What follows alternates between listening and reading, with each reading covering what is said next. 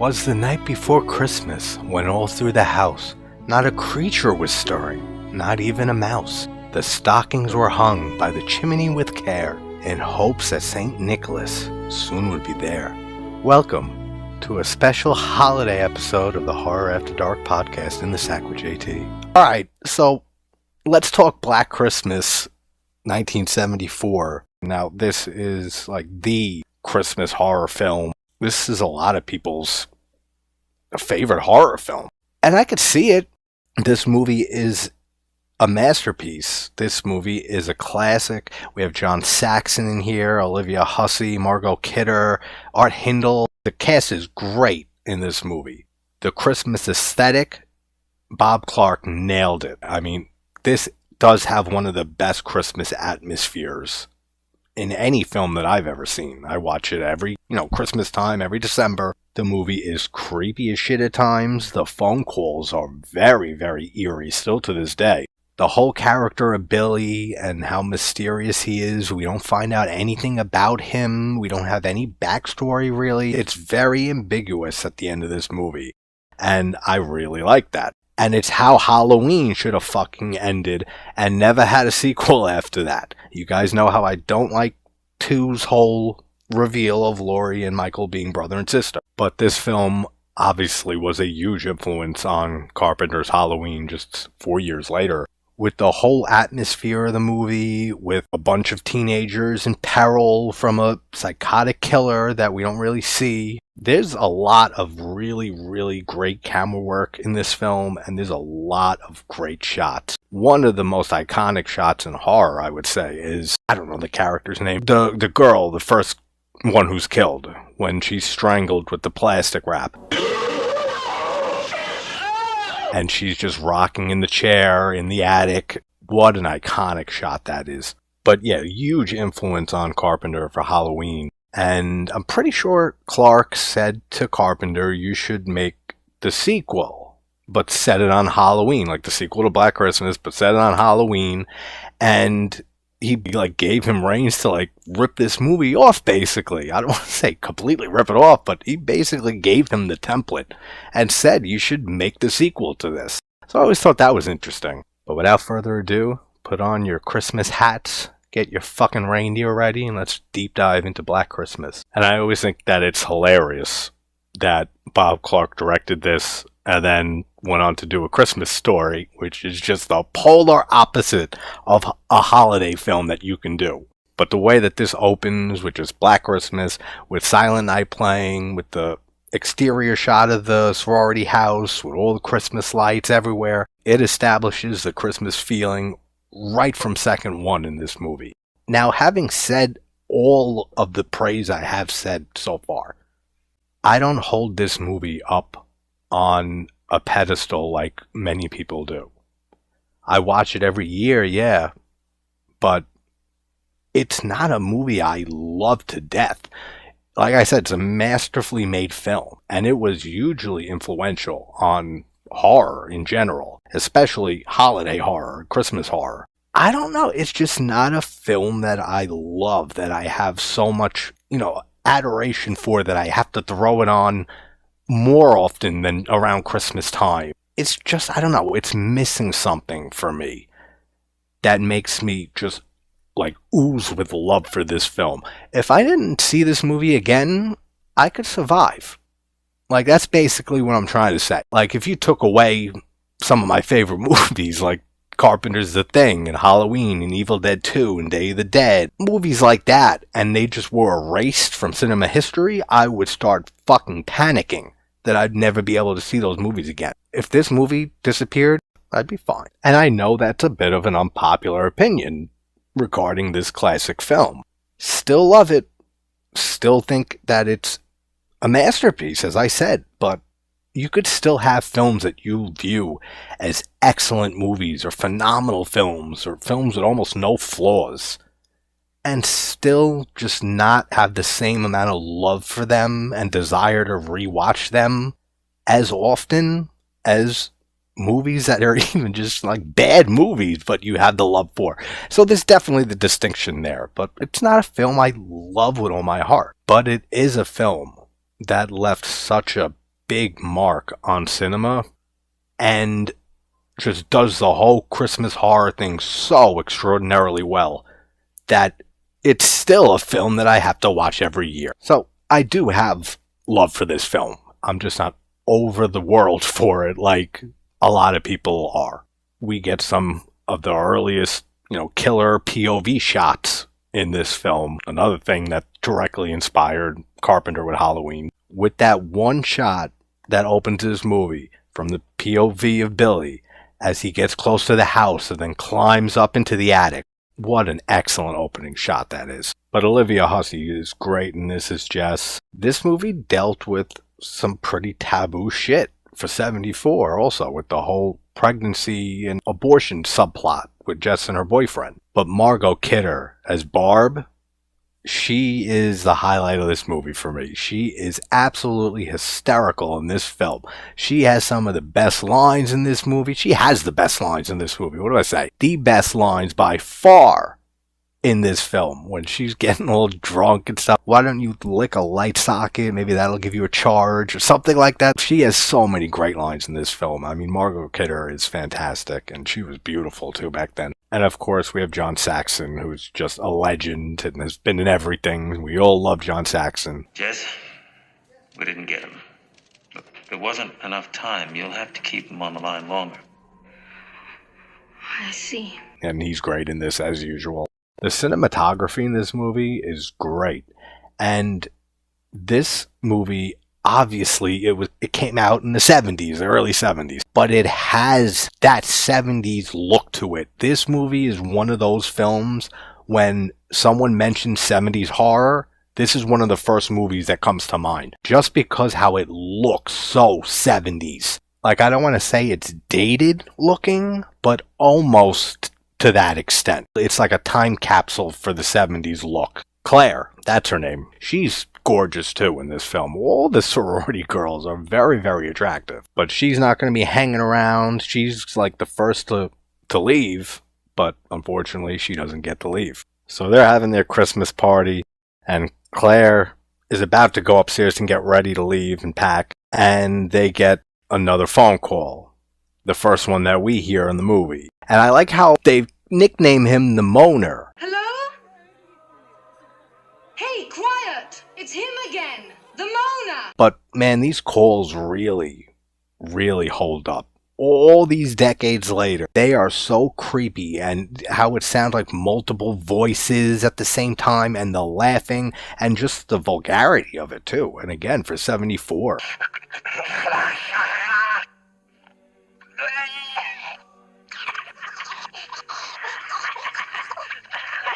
He's expanded his act. Like, I want to lick your pink pussy, and all that crazy shit. Lick it. Let me lick your pretty picky cunt.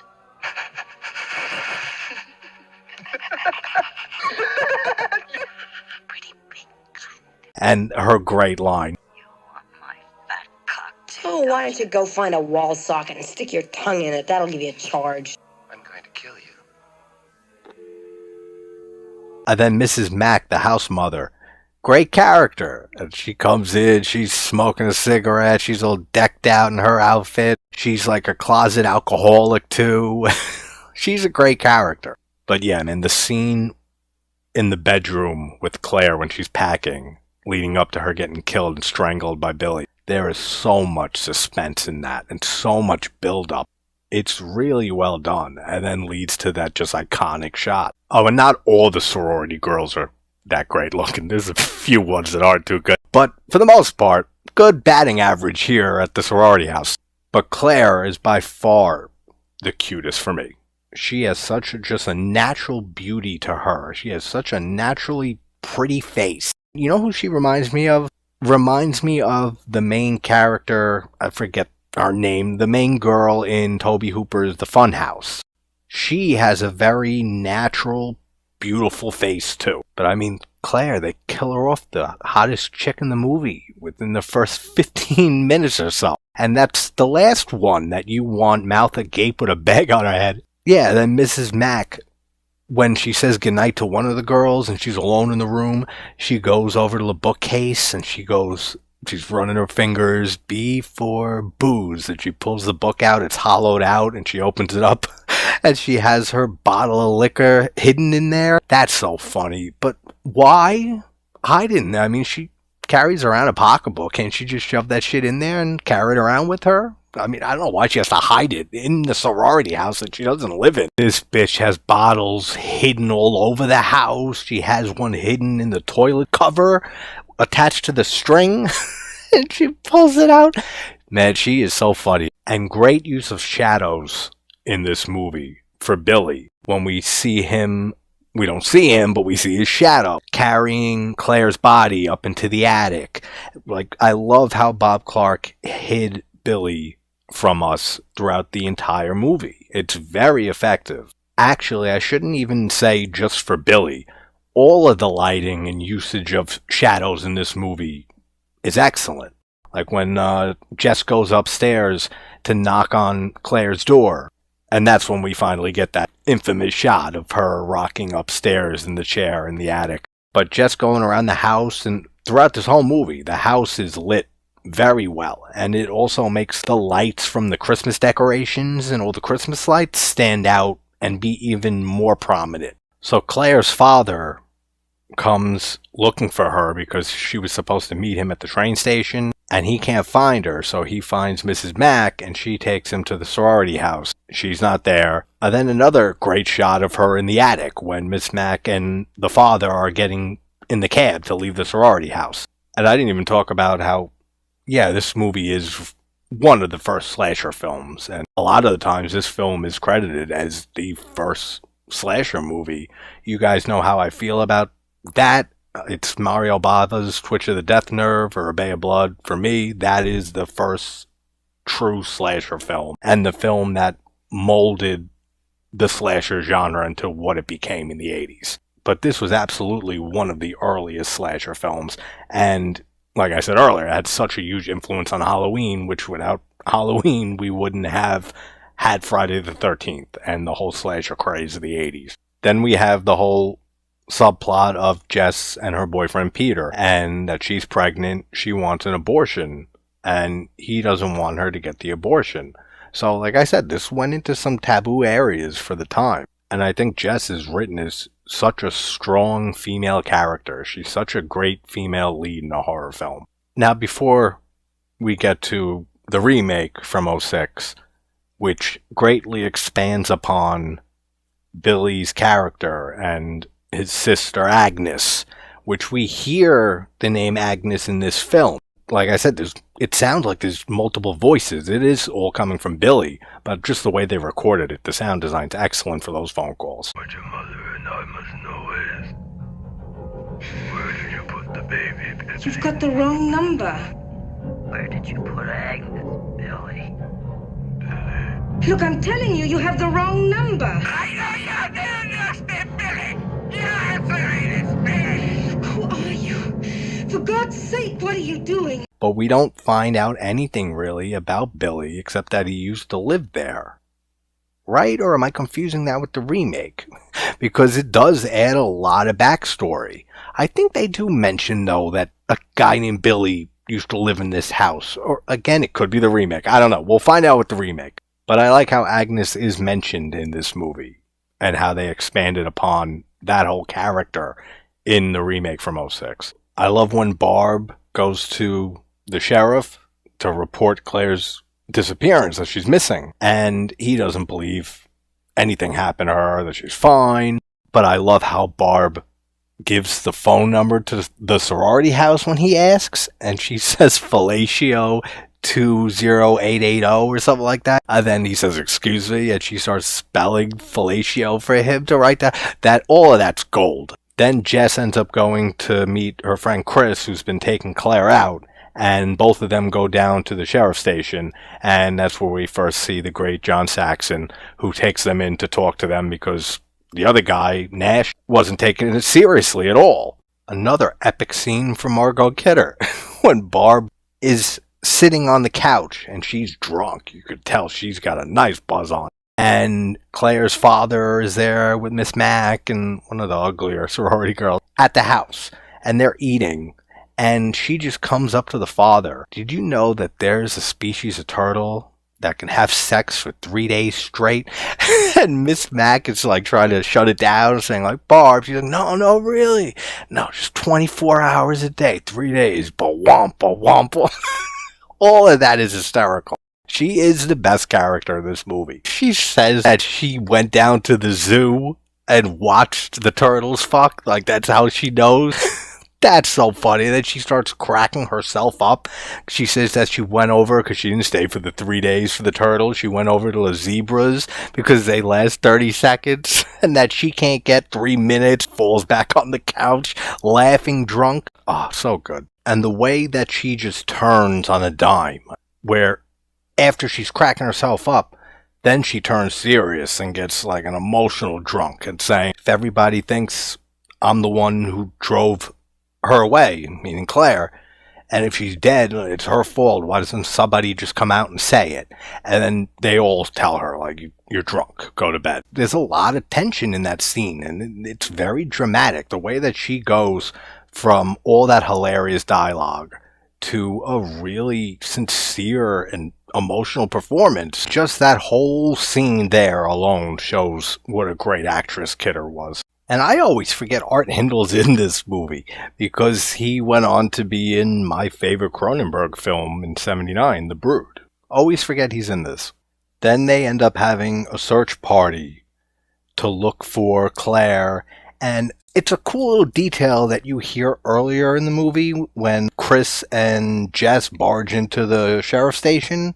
There's a woman there that's talking about her 13-year-old daughter who's been missing for the last day. And this search party here is for both Claire and for that 13-year-old girl that went missing.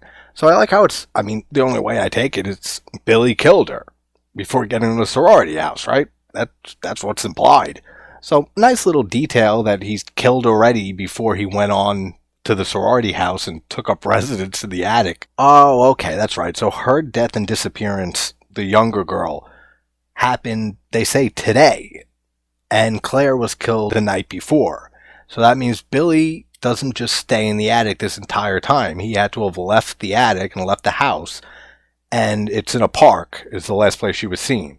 So at some point between the prior night killing Claire and this night when they're organizing the search party, Billy had to have went out and killed this 13-year-old, then returns to the house later. Yeah, that's right, because then we see the next scene, very briefly, and in the shadows, we see Billy, like, walking the streets, and then he sits down for a second. For some reason, I completely forgot that. And that's what I mean with this movie when I say I don't love it or anything like that. I don't remember a lot of it, even though I watch it every year for December. A lot of the times it's on in the background while I'm doing stuff. So yeah, I totally forgot that we see Billy outside of the house after he initially goes in. Then Miss Mac is alone at the house, and she's looking for Claude, the cat, who's up in the attic, like licking and touching, fucking with Claire's body when she's in the rocking chair. And Miss Mac goes upstairs to the attic and hears noises.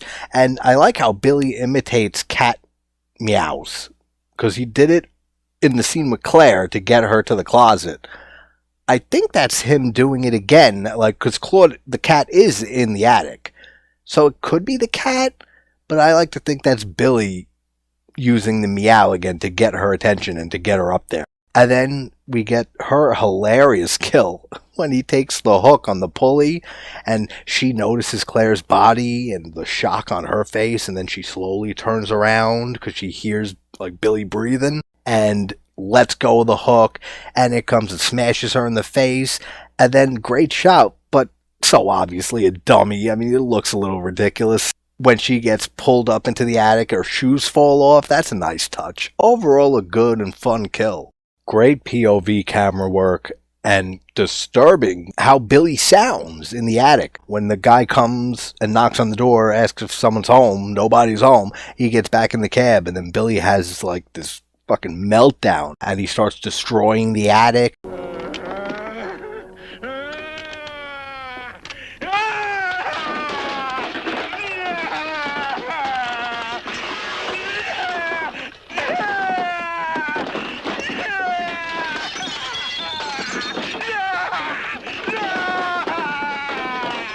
all of his groans and like screams and demented sounds make that scene so fucking creepy. And then another excellent shot of Claire in the rocking chair still, and then behind her with the hook in her face and she's hanging from the hook, Mrs. Mack. And then it cuts to the search party and they end up finding the body of the 13-year-old girl. Yeah, so John Saxon's the lieutenant and he chews out Nash for ignoring all this about the obscene phone calls, because Jess makes the call to him and says, we're getting all these obscene phone calls. And John Saxon says to Nash, A high school girl's been murdered. Mr. Harrison's daughter is missing. And now at the house where she lives, the other girls are getting obscene phone calls. He chews this guy out, and rightfully so. Nash is a fucking idiot. Then we get this scene, and I mean, the pacing is one issue I have with this movie. I feel it's a little slow at times. That might be the only negative I can really say about it. The whole thing with Peter, he's leaving the conservatory, he's a pianist, but he wants to drop out and he wants to marry Jess, and she doesn't want to marry him. She doesn't love him like that.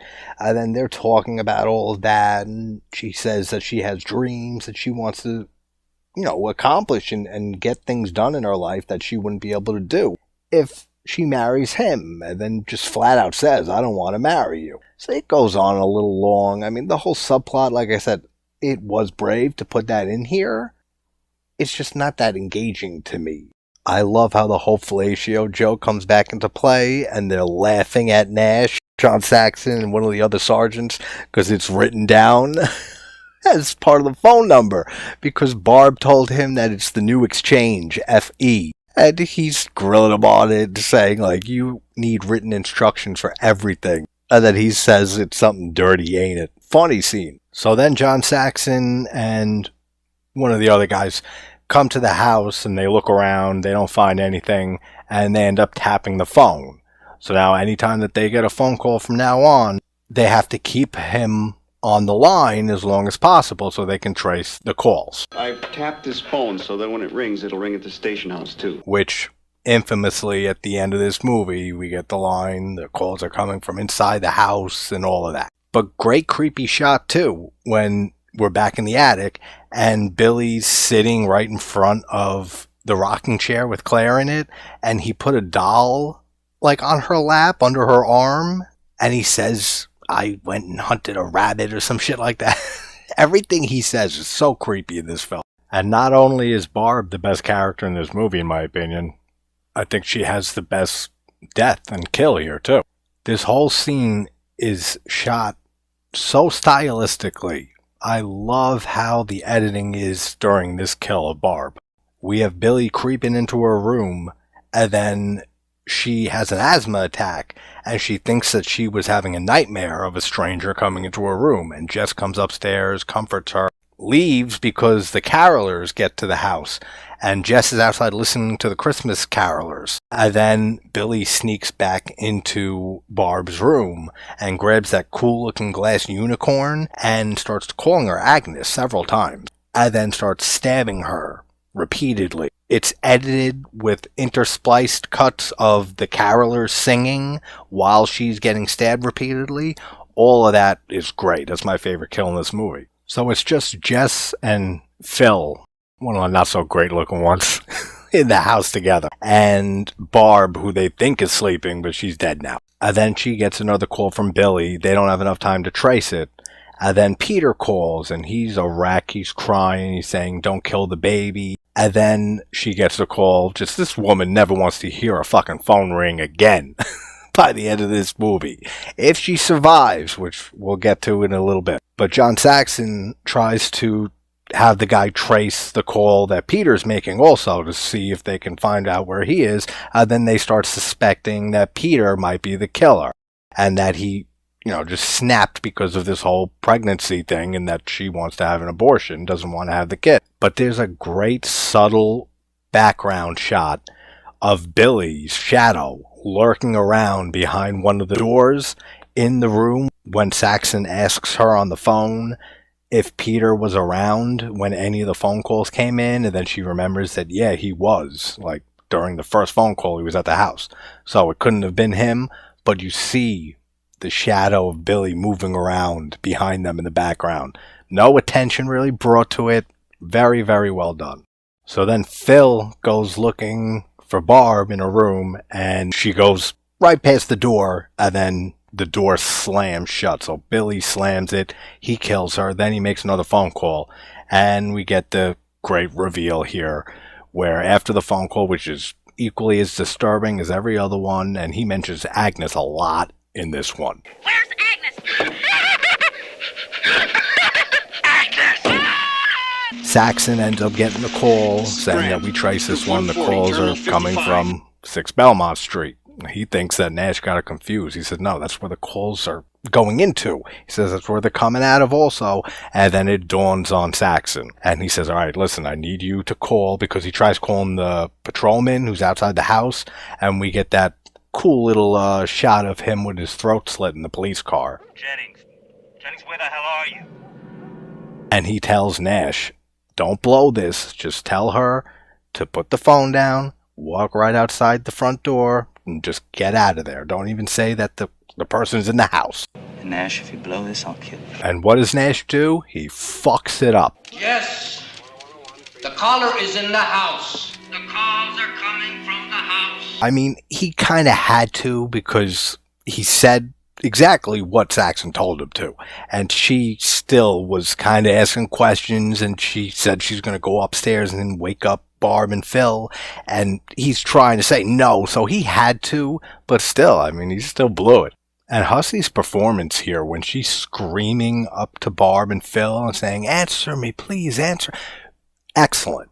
Like, she does such a great job in the whole movie, but especially at the end here when she's freaking out.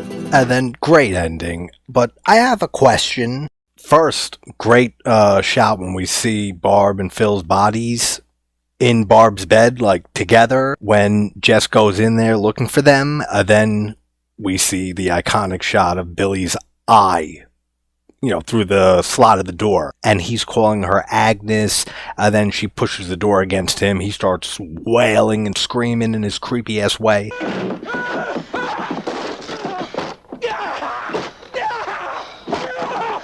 And she makes her way down to the basement, and she locks the door, which he's smashing against it, then he gives up. And then Peter, the boyfriend, shows up by the window, and he gets his way into the basement, and he starts approaching Jess, and she is terrified and thinks that he's possibly the killer.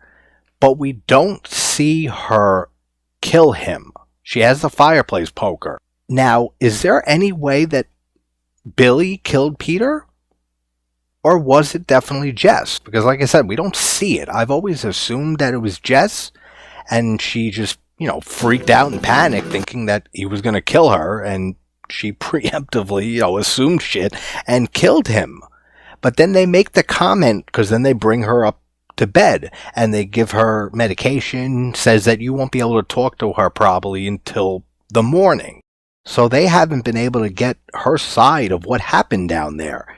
Now, the basement door was locked. I mean, was Billy able to get down there, kill Peter? But then why wouldn't he have killed her? So, I mean, I guess she did, but it did make me think that if there was a way that Billy possibly killed Peter and then made them think that Peter was the killer. But let me know your theories on that. And then we just get excellent closing shots with, and I have an issue with it, a little tiny issue. I mean, the police are here. They know the killer was inside the house. They think it's Peter. They didn't tear this house apart. They didn't search the attic of the house. Are you fucking kidding me? Because Claire and Miss Mac's bodies are still up in the attic, as well as Billy. They didn't check the fucking attic. That is unbelievable. But whatever. Great closing shots as it pans out of the attic, and we just see Claire's infamous dead face in the rocking chair and all the Christmas lights on the house, and there's a cop outside, like standing guard. I guess he's watching over the house for the night, and Jess is sleeping. Then the phone rings as the credits play. Now, do you think that Jess was killed by Billy? Because I always subscribe to the theory that she dies, because every time that Billy kills one of the sorority girls in the house, then he makes a phone call, and we hear the phone ring. So with the phone ringing at the end here, that says to me that he killed Jess, and then is making a phone call like he has done throughout this whole movie. But there's a chance she survived, right? Let me know your theories on Jess's survival chances at the end of this movie. But that is Bob Clark's 1974 classic, Black Christmas. I gotta say, it was a little more interesting of a watch, especially talking about it and like actually fully paying attention. Not that I've never watched this movie without fully paying attention, but like I said, it's just not one that I am over the moon for, and it's one of those films every December that a lot of the times will be playing in the background. So it was nice to fully focus on this movie for the first time in a while, and there's definitely some things I pick up on every year that I watch this that I never picked up on before. But great movie, great acting, great cinematography, excellent atmosphere, nails the whole Christmas feel and aesthetic. Some really, really creepy shots, iconic shots, creepy scenes. Everything to do with Billy is so eerie and disturbing. The phone calls sound excellent to this day. And yeah, just a masterfully made horror film. So that's Black Christmas 74. That went on a little bit, so I'm not going to put Black Christmas '06 in this video. It'll be its own separate thing, and that'll probably come out tomorrow or something. But, alright everybody, hope everyone's having a great morning, afternoon, or night. Happy holidays, and I will talk to you soon. Take care.